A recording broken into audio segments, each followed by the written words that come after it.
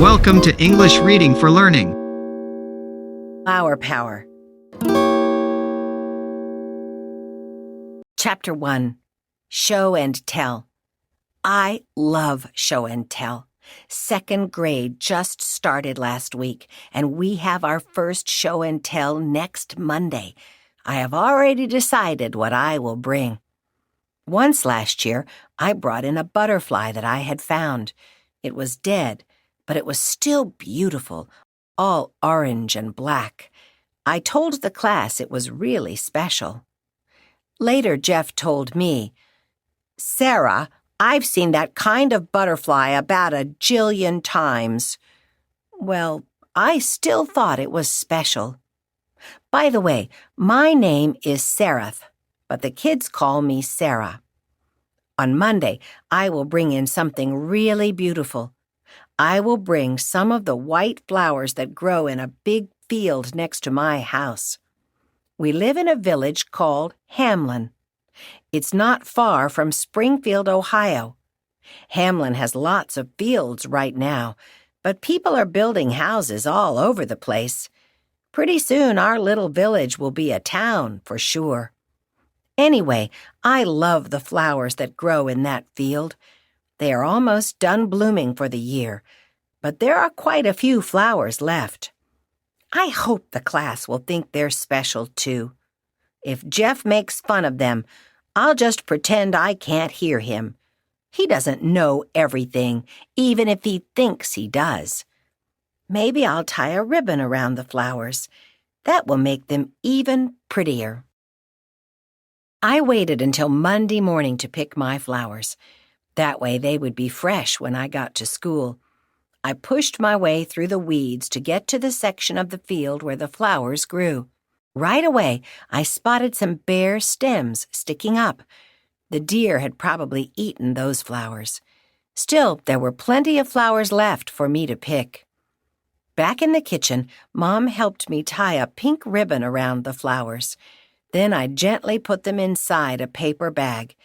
I wanted the class to be surprised when I pulled them out. I hoped everyone would like my flowers as much as I did.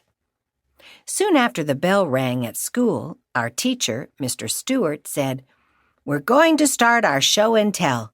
So who wants to be first?" Jeff had brought a baseball with someone's name written on it, but I didn't think it was all that special. April had brought her front tooth that had just fallen out, like mine did last month. When it was finally my turn, I carried my bag to the front of the room and carefully pulled out my flowers. "Wow," I heard someone say. "Those are really pretty, Sara."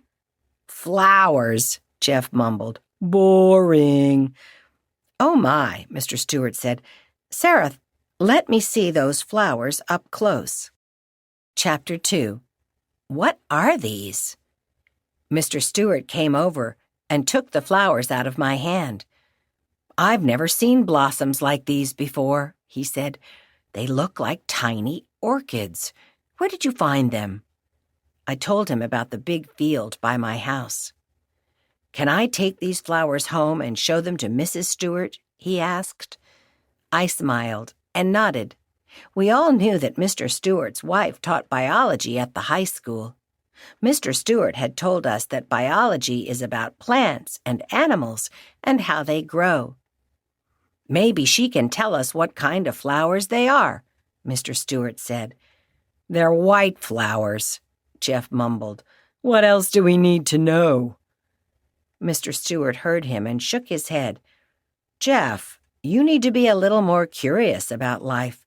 There are other things in the world besides sports, you know." As Jeff's face turned red, I tried not to smile. My flowers were really special, just as I had thought. Mr. Stewart found an empty jar and put some water in it. Then he placed my flowers in it. "This water will keep them fresh until I take them home this afternoon," he said. I watched my flowers sit on his desk all day long. What would Mrs. Stewart say about them? How special were they? When I got home from school, I told my mom about Mr. Stewart taking the flowers home. As soon as Dad got home, I told him too. After dinner, I took a pad of paper and some colored pencils into the field. I wanted to draw a picture of the flowers. I was almost finished when I heard my dad yell, "Sarah, Mrs. Stewart is on the phone." My mouth fell open. I dropped my pad and pencils and ran for the house. I was out of breath by the time Dad handed me the phone. Mrs. Stewart sounded excited. "Sarah, exactly where did you find the flowers you brought to school today?" After I told her about the field, she had lots of other questions. She asked how many plants like that I had seen, what was growing around them, who owned the field. I could answer most of her questions, but I had to ask my parents who owned the field. "The Johnsons used to own it," Mom explained. "A few months ago, they sold all of their land to a big company. I think they're going to build houses there." After I told Mrs. Stewart, she was quiet for a minute. Then she said, "We might have to work fast, Sarah." Chapter 3. Threatened. "Sarah, could I come and see the rest of those flowers one day this week?" Mrs. Stewart asked. My parents could hear her and nodded, so I said, "Sure. How does Wednesday sound?" "Great," Mrs. Stewart said. "You can show me where the flowers are growing, okay?" The next morning at school, Mr. Stewart told our class that my flowers might be very rare. In fact, his wife thought they might be on a list of plants that are threatened. Threatened means there aren't many of these plants left anywhere. The United States Fish and Wildlife Service, or FWS, decides which plants go on this list, Mr. Stewart explained. If threatened plants aren't protected, they will keep dying. If only a few plants remain, the FWS puts them on a different list. It's a list of endangered plants. Endangered means in danger of disappearing from Earth, Mr. Stewart explained. The FWS also has a list of threatened animals and a list of endangered animals. Jeff waved his hand in the air, but he started talking before Mr. Stewart called on him. "I know an endangered animal. It's the panda." The teacher nodded. "That's right. Only about 1,000 giant pandas are left in the wild, and about 175 more live in zoos." "Pandas are so cute," said Kara. "I wish our zoo had one. Why aren't there more of them?" Giant pandas eat mostly bamboo trees. These trees grow in certain forests in China, so that's where the wild pandas live, Mr. Stewart explained. A lot of bamboo forests were cut down to make room for houses and other buildings. The pandas didn't have enough bamboo to eat or any place to live, so many of them died. Now many bamboo forests are protected. No one can cut them down. But if all the pandas die, they will become extinct, he told us. Extinct means that there are no animals or plants of that kind left on Earth. Then Mr. Stewart held up a picture of some pretty birds. These are Carolina parakeets. Long ago they were wild birds. They ate so much fruit and other crops that the farmers decided to get rid of them. The last Carolina parakeet died back in 1920, so they are extinct now. The only parakeets I had seen were in cages. I wished I could have watched them fly around free, and I was really sad that they are gone now. My special flowers might already be threatened. I sure didn't want them to become endangered or extinct. People do find rare plants growing in fields and forests, Mr. Stewart said. Maybe Sara has found some. I tried not to look too proud. After all, maybe my flowers were just pretty and not rare. Mrs. Stewart would know, I hoped. Chapter 4. The Field Trip. I just had to tell the class what was going to happen. "Mrs. Stewart is coming to my house to see my flowers," I blurted out. "Mrs. Stewart is coming to your house?" everyone asked. "I want to come too. I want to see the flowers." Mr. Stewart frowned and told the class, "You can't go to Sara's house without getting permission from school and your parents first." I'll ask, Everyone shouted at once. Mr. Stewart passed out permission slips for the kids to take home and get signed by their parents. We were going on a field trip to my house tomorrow afternoon. In the end, some kids were allowed to ride the bus home with me, and a few came over with their moms or dads. When the bus stopped at my house, all the kids yelled, "Hooray, we're here! Where are the flowers?" Mr. Stewart had gotten there before us in his car. He was waiting with his wife and my mom. As all 12 of us got off the bus, Mr. Stewart kept saying, "Everyone be calm now. We need to be careful when we go into the field where the flowers grow." I knew he was afraid the flowers would get crushed under so many feet. I was a little worried about that myself. It was a good thing my special flowers were tall. Then 3 cars pulled up in front of our house, one after the other. Now, 15 kids from my class were there, plus 3 of their parents. With the Stewarts, Mom, and me, we had quite a crowd. Finally, Mr. Stewart got everyone quiet. I led the group into the huge field. The field started beside my house and stretched on forever. Some woods grew along the back edge. A stream cut through it. We had to watch where we walked because the ground was soft and mushy in places. Mrs. Stewart followed close behind me. She told everyone the names of the plants we passed. "They're all just weeds," I heard Jeff say. He never whispers, so Mrs. Stewart heard him too. "Weeds are plants that grow where people don't want them to grow," she told him. "Every plant is special in its own way." Then Mrs. Stewart stopped by some plants that were taller than I was. They were covered with purple flowers. She put her hands on her hips and said, "Still, it's hard to love plants like these purple loosestrife.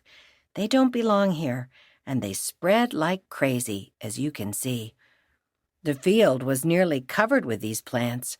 Purple loosestrife was in no danger of becoming extinct. "The flowers are kind of pretty," April said. "Why don't these plants belong here?"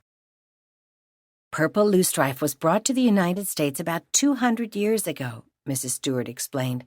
At first, people planted it in their gardens. Now it grows wild, and it's crowding out other plants. One loosestrife plant can produce 2 or 3 million seeds a year. Wow! No wonder this plant had spread over the whole field. Now, some states have laws against selling or buying this plant, Mrs. Stewart added. The government is trying to find beetles and other insects that will help get rid of all this loosestrife. Wait a minute. Was purple loosestrife crowding out my flowers too? I decided to pull out all the loosestrife around my flowers as soon as I could.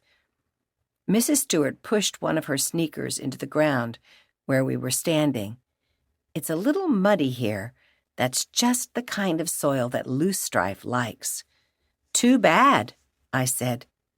"But that's the kind of soil your special flowers like too," Mrs. Stewart said.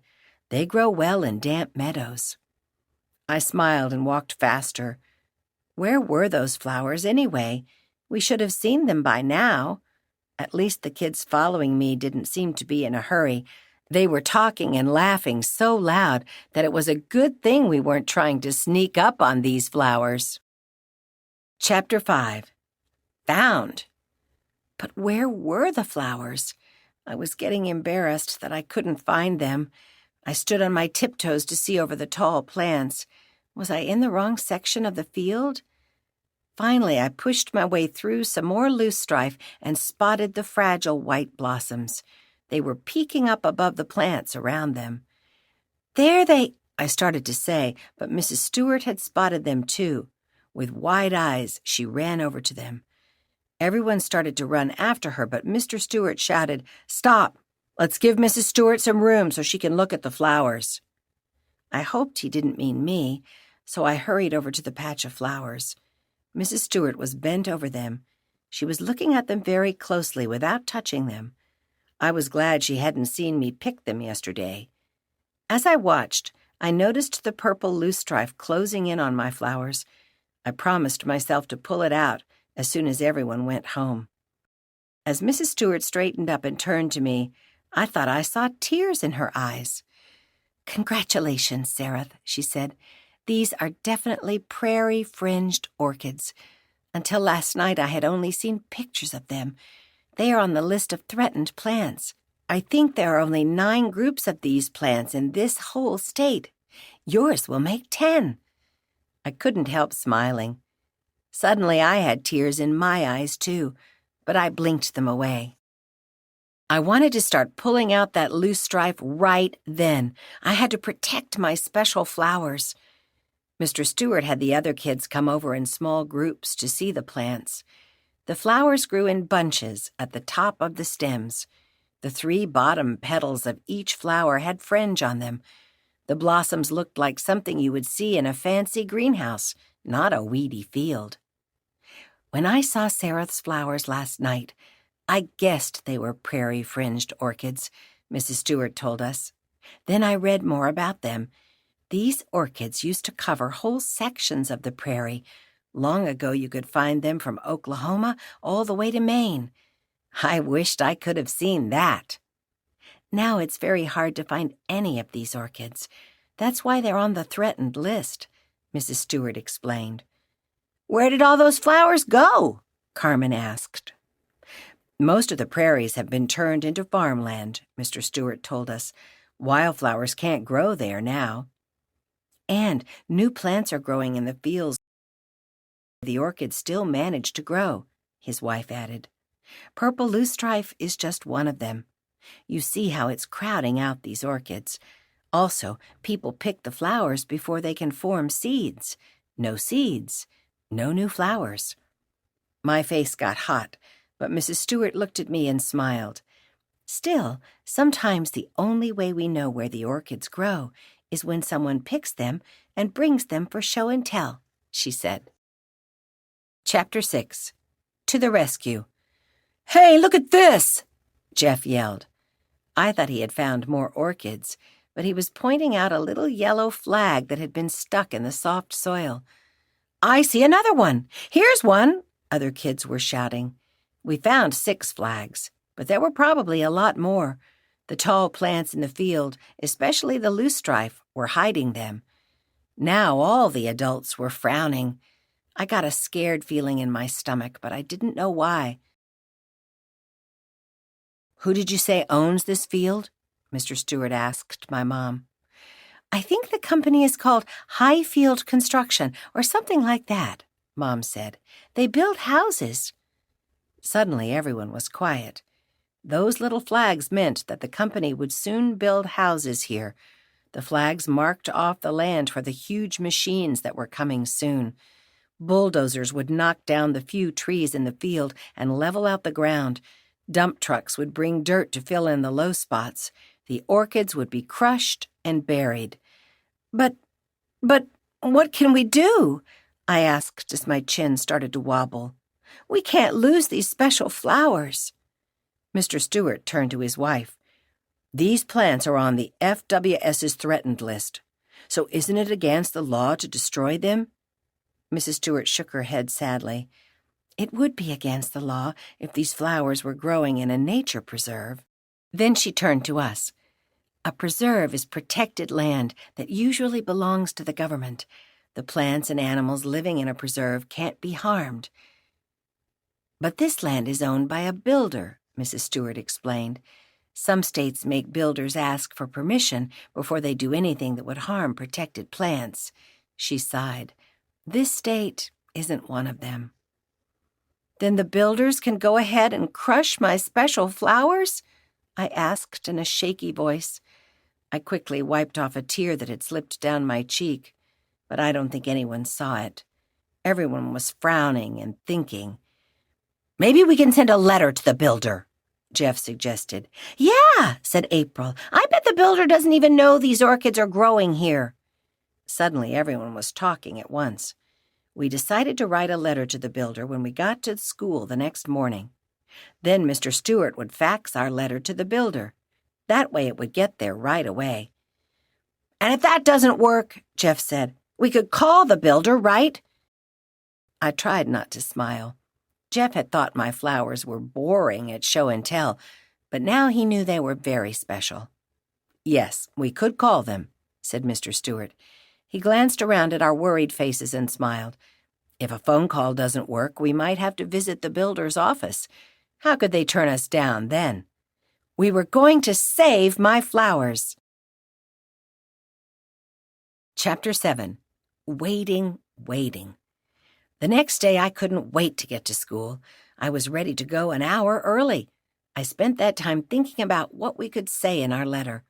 When I got to my classroom, everyone was talking about the flowers. The kids who didn't get to go on our field trip learned all about the flags and the builder. Mr. Stewart brought in the flowers I had picked 2 days ago. This time, even the boys made a fuss over them. I felt pretty special myself. "Okay, class," Mr. Stewart said, "let's start our letter. What can we say to the builder? How can we persuade these people to protect those flowers?" "Let's just tell them to go see how pretty the flowers are," Carmen said. "Then they'll be careful of them." Kevin rolled his eyes. "Builders don't care about flowers. Let's tell them that we won't buy any of their houses if they hurt those flowers." Jeff shook his head. "They already know we won't buy their houses. No second grader has that much money." Then Kara said, "What if we just tell them that those flowers are rare and they need to be protected?" That sounded good to us, so that's what we did. You can read our letter on the next page. It took us all morning to write it.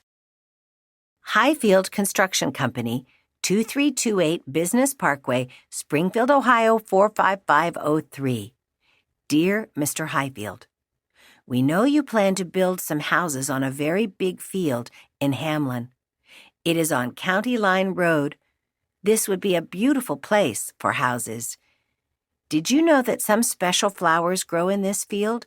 They are called prairie-fringed orchids. They are very rare. In fact, they are on the list of threatened plants. If more of these flowers die, they will be put on the list of endangered plants. If all of them die, they will become extinct on Earth. Can you please help save these beautiful flowers? Maybe you could build your houses someplace else. We really need your help. Please call and tell us what you will do. The school phone number is 937-555-1234. Sincerely, Mr. Stewart's second graders. Mr. Stewart copied our letter on a smaller sheet of paper. Then he faxed it to the builder. All afternoon, our class waited for the school secretary to come and tell us we had a phone call. She didn't come. After school, I walked into the field to visit my flowers. I pulled out some of the purple loosestrife that was close to them. I wouldn't pick any more orchids for sure. It was time for the plants to make seeds. They couldn't do that without flowers. Mrs. Stewart had told us that these orchids need a special moth to spread the pollen that makes the seeds grow. It's called the hawk moth. That's another reason why these orchids are so rare. When no hawk moths come, no seeds grow. I looked around for some hawk moths, but they come out only at night. I hoped some would come tonight. The next morning, right after the bell rang, Mr. Stewart smiled and said, "Mr. Highfield already called here this morning. He sent out a biologist yesterday to see those orchids." "And now he won't build houses there?" said Jeff. "Not exactly," Mr. Stewart said, "but he told his workers to pull out all those yellow flags. They are making a new plan. They won't build anywhere near the orchids." The whole class stood up and cheered. A month later, the first houses were going up on the huge field. One big section had a new wooden fence around it. A sign on it said, "Rare wildflowers, do not disturb." One evening, I climbed over the fence to check on my orchids. I smiled to see seed pods growing where the flowers had been. "You won't become extinct," I promised. "Now you have someone to protect." Thanks for watching and listening. Please click like and subscribe for new and latest uploads.